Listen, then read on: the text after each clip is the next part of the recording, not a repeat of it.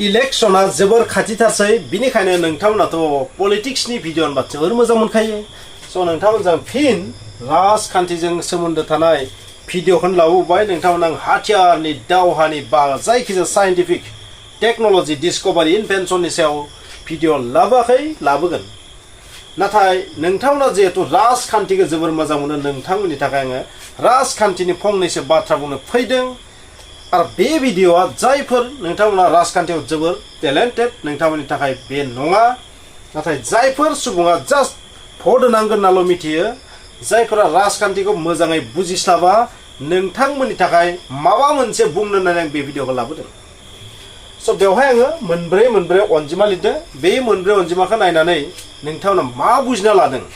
नोंथांमोना साननानै लानो हायो हमना ला नेक्स्ट जि इलेक्शन जानो थांगासिनो दङ बिटिआरआव बिटिसिआव बै इलेक्शनाव हमनानै ला इउपिपिएलआ एसेबां मोनबाय बिजेपिआ एसेबां मोनबाय बिपिएफआ एसेबां मोनबाय आरो आदार्स स' बेबायदि जायोबा मा जागोन जुदि इउपिपिएलआ एसेबां मोनबाय बिजेपिआ एसेबां मोनबाय बिपिएफआ एसेबां मोनबाय थारैनो बेवहाय सोरदो सरकार बानायगोन ओरैहायबो सरकार जायो ओरैहायबो सरकार जायो ओरैहायबो सरकार जायो नाय माने आखान्थिथाम महराव जायो आरो सरकार ना माने बे बाराव आखान्थिथाम महरनि मोनसे थासारि जागोन थांनाय बारनि बायदिनो जानो हागौ आखान्थिथाम महरनि मोनसे थासारि निश्चय जागोन स' बेबायदि बिथिङाव मा जागोन बिजेपिआ जिहेतु बिपिएफजों जों गोरोबनो हानायखौ नुनो मोनाखै बेनिखायनो बेयो बेजों फैखाया बेजों थांखाया बेबायदि मोनसे थासारि बेनिखायनो आल्टिमेटलि मा जागोन बे फेक्टर जागोन बे गोसोआ बेजोंबो सरकार दानाय बेजोंबो सरकार दानाय हमना ला ओरैबायदि कन्डिसन जाबाय इउपिपिएलआ 12 बिजेपिआ 12 बिपिएफआ 12 आदार्स 4 स' बेबायदि जायोबा मा सेम कन्डिसन एसे एला बारा आरो हमनानै लाबाय आं 16 मोनबाय अब्लाबो सेम कन्डिसन जाबाय माने आंनि मोनसे आइडिया खालामदों रावबो पार्टिया 10टानि सिङाव मोननाय नङा खोमा बेबायदि नांदों आरो सबबो 10टानि बारा मोनगोनखौ मोनसे आसा खालामदों आरो बे जाबाय आंनि आइडिया नाथाय बे मोनसे मेथामेटिक्सनि थ्रुयै आं नोंथांखौ बुंनो नागिरनाया जाहैबाय मा बेयाव जि मोनथाम थासारि आं नोंथांनो क्रिएट खालामदों एबा आदारवाइज जि थासारि फैया मानो ओरैबायदि मोनसे थासारि जागोन बेवहाय हारसिं पार्टिया माब्लाबो सरकार दानो हानाय नङा बिटिआरआव बैबादि बिथिङाव सोरो फेक्टर जागोन बिजेपि बे बिजेपि नामनि पार्टिया मा जागोन फेक्टर जानानै फैगोन बिसोरो सबखौबो मोसाग्लुंहोनो हागोन बबेखानि जुदि बिपिएफजों पार्टि दायोबा बिपिएफजों सरकार दायोबा मा जागोन हाग्रामा महिलारिया सिप जागोन आरो जुदि इउपिपिएलजोंबा प्रमद बर'आ सिप जागोन बेबायदिजों आइडिया खालामनाय नाथाय बेयो अरायबो दुर्बल जागोन नोंथाङा अरायबो गोसो लाखि बे सरकारा दुर्बल जागोन बेबारनि सरकारा मा जागोन दुर्बलानो जागोन बेबायदि जों साननानै लानो हायो बेनिखायनो नों आं साधारन मानसिया जायफ्रा भट होगोन नोंथाङा साननायनि सम जाबाय जोंनि बर' हारिनि थासारिया बेबायदि मोनसे माने आखान्थिथाम महरनि गल मोनसे थासारियाव दङ आरो बेखौ खालामना लानाया जाबाय जों गावनिनो गोरोन्थि आरो बेखौ फोसाबनो हानाय हाथियारा मात्र जों पाब्लिकफोरनि आखायाव भट होग्राफोरनि आखायाव पलिटिकेल लिडारफोराथ' जोंनि हारिखौ तुक्रा खालामनायनि खामानिखौ मावखाबाय आगोलनो बिसोर गोबां लेक्सार होयोबाबो बिसोर हारिखौ मोनथाम तुक्राव राननाय खामानिखौथ' बिसोर मावखाबाय पार्टि दानानै आरोबाव एपिबिबो मोनसे दंबावोसो स' बिखौ लायोबा आरोबाव तुक्रा जाबावगोन माने ओरैबायदि जानो हागौ आं बेवहाय नोंथांमोननो जि मोनसे मेथामेटिक्स होदो बे मेथामेटिक्सआ मोनसेबो जायाबो जानो हागौ कारण बेवहाय एपिबि नामनि मोनसे अल्टारनेटिभबो फैबोबाय बिसोरबो मा खालामनो हागौ भटखौ सोखाजोबनानै लास्टआव थांनानै बै जे मेजिक नाम्बार बे मेजिक नाम्बारा बेनियावबो थाहैनो हागौ 21आ बे 21 प्लासआ मेजिक नाम्बारा बिजेपिनोबो थांनो हागौ कारण मा जागोन भटआ गावगोन गावै थांनानै बै बिजेपिनो जुदि ओरैबायदि भट होबाय मानसिफ्रा बिसोरनियासो बारा जाहैबाय आरोना बिसोरसो देरहाहैबाय बेबायदि जानोबो हागौ जाया होनना बुंनो हाया नोंथांमोना बेनिखायनो आं नोंथांमोननो मा बुंनो नागिरदों दुलाराय बर' फरायसा आफादा मोनसे बाथ्रा बुंबाय थादों मा बिपिएफ आरो इउपिपिएल ज' जानांगौ बे ज' जानाय बाथ्राखौ बुंनायनि जाहोना बेनो जे सरकारा जियानो फैया मानो सिफाथ' बर' मानसियानो जागोन ना हमना लानाय नोंथांमोना बर'आनो जागोन सिफा नाथाय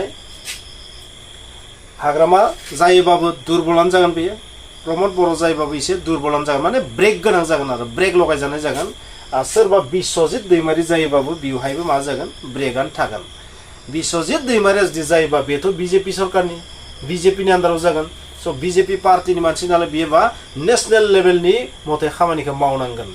अब्लाबो जेंनाया क्रिएट जानो हागौ स' जियानो जाया मानो जि सरकार फैया मानो बेवहाय दुरबल जानायनि चान्सखौ जों नुदों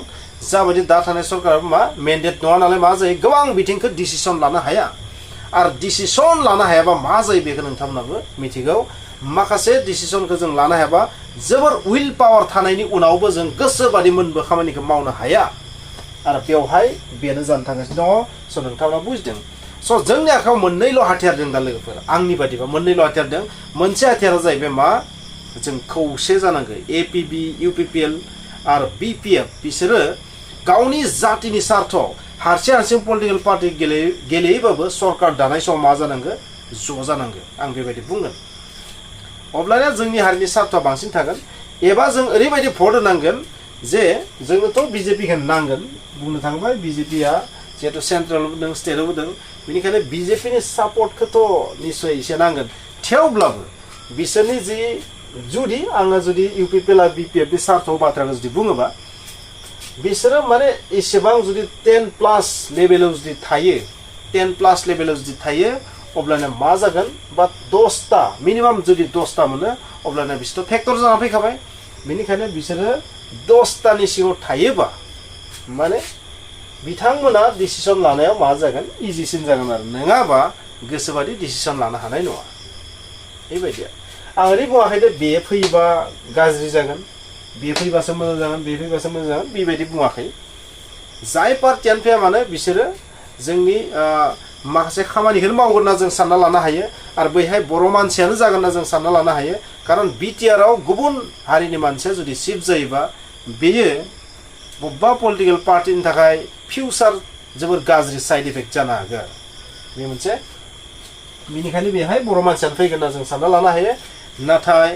सोर फैयोब्ला बांसिन स्ट्रं जागोन बेखौ जों पाब्लिकआ बुजिनाया मोजां बेनिखायनो जोंनि माहारियारि आफादफोरा बुंबाय थादों मा बै बर' मानसिफोरा बानायनाय जेसेबां पलिटिकेल पार्टि दं बबेखानि पलिटिकेल पार्टिया सोरबा मोनसे हारिनि थाखाय नङा गासैनिबो थाखाय जियानो जायामोन थेवबो बेवहाय बर'नि सार्थखौ नायनानै मोननै पार्टिखौ दादों मोनथाम पार्टिखौ दादों बिसोरो जुदि खौसे जानानै सरकारखौ दायोबा अब्ला मा जानो हागौ जोंनि हारिनि थाखाय माखासे बिथिङा मुलाम्फा गोनां जानो हागौ आरो बेबायदि बेनिखायनो खौसे होननाय बाथ्राफोरा दा सोलिबाय थादों बर्तमानाव इउपिपिएल बिपिएफ एपिबि बिसोरो मोनसे जानांगौ ज' जानांगौ बेनो जोंनि हारिनि थाखाय मुलाम्फा गोनां जागोन स' नोंथांमोनखौ आं बुंगोन जायफोरा पलिटिक्सनि आसलि जि फान्डामेन्टेल्सफोरखौ जायफोरा मोजाङै हमना मोना जे जोंनि बिटिआरआव मा जाबाय थादों जे बिटिआरनियाव जि सरकार फैया मानो बै सरकारा दुरबल जानो थांगासिनो दङ बर्तमान थानाय सरकाराबो एसेबां पावारफुल नङा जेसेबां खामानि मावनाय नोंथांमोना नुदों बिनिख्रुइ 10 गुन बारा खामानि मावनो हागौमोन जुदि मेन्डेट थानायमोनबा जुदि मेजिक नाम्बार 21 खौ जुदि मोननायमोनबा प्रमोद बर'नि सरकारा आरोबाव बांसिन खामानि मावबावनो हागौमोन होननानै जों साननानै लानो हायो नाथाय बिथांमोना जेसेबां मावदों बियो जोंनि हारिनि थाखाय थोजासे नङा होननानै आं बुंगोन बर्तमान स्टेजाव बियो थोजासे नङा बहुत मावबोनो हानांगौमोन गोबां बिथिङाव बिसोरो मा ब्रेक लागायनानै दोनजादों आरो स' बेबादि बेनिखायनो जों जुदि बै ब्रेक डिस ब्रेक बा उननि ब्रेक बै ब्रेक होननाय बुस्थुखौ जों जुदि इसे खम खालामनोबा जोंनि भट होनाया ओरैबायदि जानांगोन बेसोरनि सोरबा मेजिक नाम्बारखौ मोननांगोन आरो जुदि बिजेपिया मेजिक नाम्बारखौ मोनो बिजेपिया जुदि मेजिक नाम्बारखौ मोनो बिथांमोनाबो खामानि मावगोन ओरै नङा जे बिथांमोना खामानि मावनाय नङा बेबायदि नङा बिजेपि पार्टिनाव ओरैबायदि नङा दे बिनो खामानि मावगोन बिनो खामानि मावा बेबायदि नङा बा कंग्रेसआ देरहाबा बियो खामानि मावा बेबायदि जेबो नङा बियो साननायाबो मोनसे रोखोमनि पलिटिक्स जेबोदि मावनाय नङा बे बाथ्रायाबो बांद्राय सैथो नङा नाथाय मोनसे सार्थ होननाय बाथ्रा थायोना सार्थ लकेल रिजनेल पार्टिया अरायबो मा गोसो बादि माने एरियानि सार्थखौ नायनानै खामानि मावनो हायो नाथाय बै पार्टिया मा खालामनो हाया जुदि बिसोर मेन्डेट मोनोबा बिसोरो गोसो जाबाबो खायसे खामानिखौ मावनो हानाय नङा आरो गोसो जाबा मावनो हानाय नङा आरो बे मोनसे डिमेज थिं स' बाखिथ' खामानि मावगोन सबबो मावगोन इबो मावगोन इबो मावगोन इबो मावगोन सबबो खामानि मावगोन नाथाय नोंथाङा सोरखौ मेजिक नाम्बार मेन्डेटखौ मोनजानायखौ लुबैयो आंनि आइडियावथ' बेखौ रावबो मोनजानो लुबैया होनना साननानै लायो जोंनि बर' मानसिफोरखौ हमोबा UPPL नङा BPF बेखौनो लुबैयो सबबो नङा होमबा बिनिखायनो आं नोंथांमोननि गोसोनि साननाय बायदि बुंदों बबेखानि बिसोरनि सोरबा मोनसे पार्टिया मेन्डेट मोनोबानो खामानि मावगोन होननानै जों साननो हायो बे जाबाय आंनि बुंनाय नाथाय जों जिहेतु मेन्डेट होननाय बुस्थुआ बेवहाय फैखानाय नङा बेबायदि आलाय सिलाय टुक्रा टुक्रि जाजोबखागोन बिनिखायनो मोनसेल' मोजां हाथियार दं दा जोंनियाव ज' जानांगोन ज' Unity is strength. Unity is strength. खौसेथियानो गोहो बोलो स' बे बुस्थुखौ जों दा खालामनांगोन आरो ना नोंथांमोना बुजिबाय माबायदि भट होनांगो नोंथांमोना थारैनो बुजिबाय खौसेथि सोदोबखौ मानो बुंबाय थादों दुलाराय बर' फरायसा आफादा नोंथांमोना थारैनो बुजिदों नाथाय बै खौसेथिया जास्ट खुगानिल' राव जानानै थाबाय बयबो बुङो खौसे जानांगो नाथाय खौसे जानांगौखौ बयबो गोरबोजों बुङो नाथाय मा जाबाय थादों बियो बिखौ बुंलायबाय थादों आरो बैसोरनो खौसे जानो होआ बैसोरनो खौसे जानो होआ आमुगा खौसे जानो होआ बैयो खौसे जानो होआ बिथाङा खौसे जानो नागिरा आंथ' खौसे जानो नागिरो बि खौसे जाया बिबो बुङो आंथ' खौसे जानो नागिरो बिबो खौसे जानो माने मा जादों दाया सबनियावबो दोङो नाथाय दायखौ गुबुननियाव जाबसिनबाय थादों बेबादि जादों आरो बाथ्राया बेखौनो होनो लवे पाप पाबे मृत्यु बे बुस्थुआ जादों आरो जोंना बर्तमानाव बुजिबाय नोंथांमोना